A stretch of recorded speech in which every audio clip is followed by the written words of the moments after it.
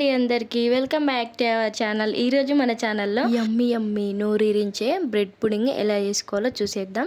మేము ఈసారి న్యూ ఇయర్కి బ్రెడ్ పుడింగే కట్ చేస్తున్నాం. ఇది తింటుంటే సేమ్ జున్ను తిన్న ఫీలింగ్ వస్తుంది, కానీ జున్ను కాదు. ఫస్ట్ క్యారమిల్ కోసం ఒక ప్యాన్ పెట్టేసుకోండి. ఒక పావు కేజీ షుగర్ వేసుకోండి. ఇదంతా లో ఫ్లేమ్లోనే వేసుకోవాలి. కాసేపు షుగర్ వేసి వదిలేసిన తర్వాత ఇలా కరగడం స్టార్ట్ అవుతుంది అనమాట. ఒక విషయం గుర్తుపెట్టుకోండి, ఇంకా కరగడం స్టార్ట్ అయినప్పటి నుంచి కలుపుకుంటూనే ఉండాలి, లేకపోతే షుగర్ కదా గట్టి పడిపోతుంది జల్దీ. క్యారమిల్ రెడీ అయిన తర్వాత దేంట్లో అయితే మనం బ్రెడ్ పుడింగ్ వేయాలనుకుంటున్నామో తొందరగా కాగానే ఇలా తీసేసుకోవాలి, లేకపోతే ప్యాన్కి అతుకపోతుంది అనమాట. చాలా జాగ్రత్తగా వేసుకోవాలి ఇది.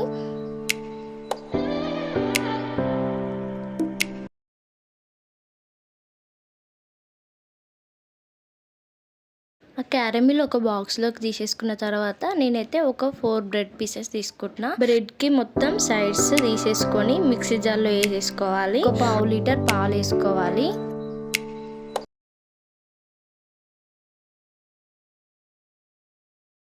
ఒక 2 ఎగ్స్ని కొట్టేసుకోవాలి. ఎగ్స్ వద్దనుకునే వాళ్ళు వేసుకొని అవసరం లేదు, కానీ మెయిన్ ఇందులో ఎగ్సే అనమాట. ఆ తర్వాత ఒక హాఫ్ స్పూన్ వెనిలా ఎసెన్స్ వేసుకొని ఒక కప్పు సగం షుగర్ వేసుకోవాలి.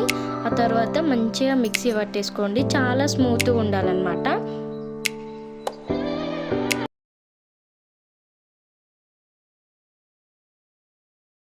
ఆ తర్వాత ఇలా మనం చాయ్ జాలితోనైనా వడగట్టుకోవచ్చు, కంపల్సరీ వడగట్టుకోవాలన్నమాట. ఆ తర్వాత బాక్స్ మూత పెట్టేసుకోవాలి. ఒక మందంగా ఉండే గిన్నె తీసుకోవాలి, లోతు ఉండాలన్నమాట. కరెక్ట్గా చెప్పాలంటే ఒక చెంబడి వాటర్ వేసుకొని ఒక స్టాండ్ పెట్టేసుకోవాలి. ఆ తర్వాత మనం బాక్స్ పెట్టేసుకొని మళ్ళీ మూత పెట్టుకోవాలన్నమాట.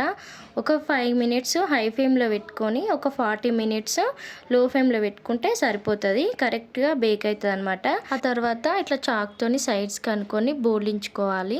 మనం ఫ్రిడ్జ్లో పెట్టుకోవాలన్నమాట. ఇంకా ఫ్రిడ్జ్లో పెట్టుకొని తింటే చాలా టేస్టీ ఉంటుంది. పిల్లలకి అప్పుడప్పుడు బర్త్డేస్కి వెరైటీగా ఇట్లా చేయండి. ఎప్పుడు కేక్సే కాదు, చాలా ఇష్టంగా తింటారనమాట.